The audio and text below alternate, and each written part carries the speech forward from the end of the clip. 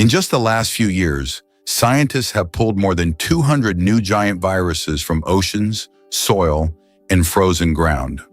Organisms so large they were mistaken for bacteria for over a decade. What they carry inside is rewriting one of biology's oldest questions. The science already moved on. Giant viruses carry genes for repairing DNA, hijacking photosynthesis, even building structures that look like a cell nucleus. But the only story that reached the public was the wrong one. Prehistoric monsters thawing from the ice. This isn't coming from one lab or one field. Virology, evolutionary biology, marine ecology, and origin of life research are arriving at the same conclusion through independent routes. That giant viruses aren't marginal curiosities. They're central players. Forget pandemics. And with the overwhelming majority of giant viruses infect amoeba, single-celled organisms in water and soil, the handful of times their DNA has appeared in human samples remains controversial and hotly debated. The real story was never about disease. It's about what it means to be alive. By the end of this video, the word virus will mean something different. Not smaller, not simpler, but stranger, older, and far more entangled with life than you ever suspected. And it all starts with a mistake that sat in a freezer for 10 years. In 1992, during a pneumonia outbreak in Bradford, England, scientists found something unusual inside the cooling tower of a hospital. Under the microscope, it looked like a bacterium, round, large, easy to spot. They called it Bradford coccus and filed it away. For 10 years, nobody questioned it. Why would they? Everybody knew viruses were tiny, invisible without an electron microscope. This thing was huge by viral standards. It had to be a bacterium. It wasn't. In 2003, researchers finally cracked it open and discovered something that didn't fit any known category. Bradford coccus was a virus, the largest ever seen.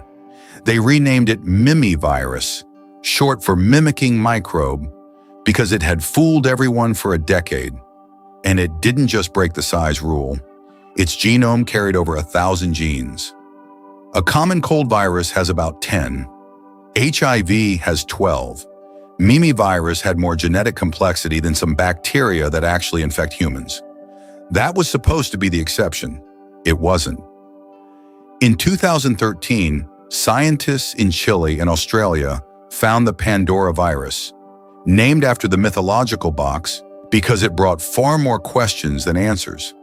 Its genome held around 2,500 genes, and roughly 93% of them were completely unknown. Nothing like them existed anywhere in the biological record. Imagine opening a library and finding that almost every book is written in a language nobody has ever seen. A year later, a French team pulled something from 30,000-year-old Siberian permafrost. They called it Pithovirus sibericum. It was 1.5 micrometers long, visible under a regular microscope, and it was still infectious after 30 millennia in the ice. The headlines screamed about ancient plagues, but there was a detail the headlines skipped. It only infected amoebae, not people, not animals, single-celled organisms in pond water. Then came the Brazilian entry. Tupanvirus, named after Tupã, the Guarani god of thunder, was isolated from soda lakes in the Pantanal and from the deep ocean floor. It carried a tail so long it looked like a viral comet, up to 2.3 micrometers. But the real shock was inside. Tupanvirus had almost every molecular tool needed to build proteins on its own. The only thing missing was the ribosome, the final machine. One piece short of independence. And here's where things get genuinely strange. These giant viruses don't just invade a cell and dissolve into it. They build enormous internal structures called viral factories, organized production hubs that look and function remarkably like a cell nucleus. And some of those factories can themselves get infected. A smaller virus called Sputnik was caught parasitizing the Mimivirus factory, crippling its replication and producing defective copies. A virus getting sick from another virus. If something can be infected and weakened by a parasite, what exactly separates it from a living thing? The most recent chapter arrived in early 2026. Japanese researchers found a new giant virus in a freshwater pond near Tokyo and named it Virus. It infects amoebae, like the others. But unlike its closest relatives, which replicate quietly inside the host's nucleus, Virus tears the nuclear membrane apart and builds its own factory from the wreckage. That behavior sits in the middle of two known strategies, and it's fueling one of biology's most provocative ideas. We'll come back to that. First, what do these discoveries actually mean beyond the microscope? Start with the genomes. Between 65 and 85% of the genes in most giant viruses are what scientists call orphans. Genes with no known match anywhere in the living world. No bacterium carries them, no plant, no animal. They are a reservoir of biological software that evolution wrote and nobody has read yet. New enzymes, new proteins, new molecular tools we haven't even imagined. And it's not just exotic chemistry. The Mimivirus carries a defense system called Mimivirus that works much like CRISPR, the gene editing technology that revolutionized medicine. A potential alternative toolkit for genetic engineering, hiding in an organism we didn't even recognize as relevant 25 years ago. Next, there's what happens in the ocean.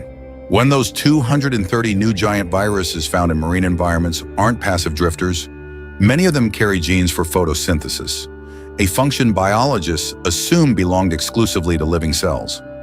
During infection, these viruses appear to hijack the metabolic machinery of their algal hosts and reprogram it, redirecting energy flow for their own replication.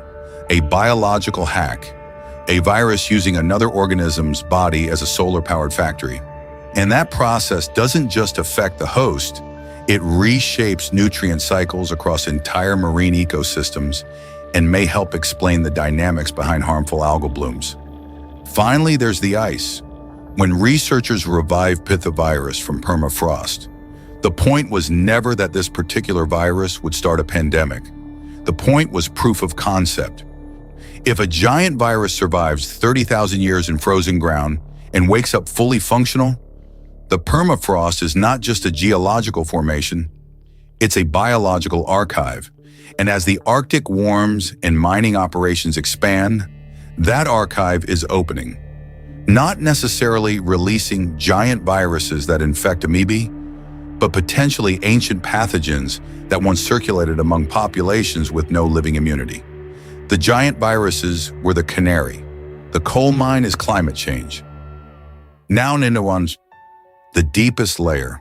In 2001, a molecular biologist named Masaharu Takamura proposed something radical, that the nucleus of complex cells, the membrane-bound compartment that holds your DNA, that defines every animal, plant, and fungus on this planet, might have originated from a virus. Not a cell merging with another cell, but a virus that infected an ancient host, settled into its cytoplasm, and over deep evolutionary time became the nucleus itself. For years, this was a fringe idea, but giant viruses keep giving it ground to stand on. Their viral factories look like nuclei. They carry histone proteins, the same molecular spools that package DNA inside your cells. And Virus, the one found in Japan just weeks ago, sits in an evolutionary middle ground that this hypothesis would predict.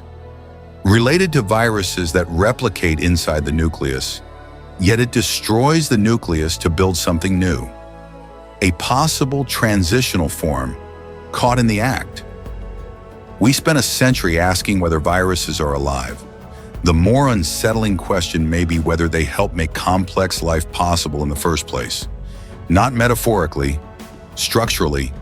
The nucleus in every one of your cells, the defining feature of complex life on this planet, may trace back to an ancient virus that never left.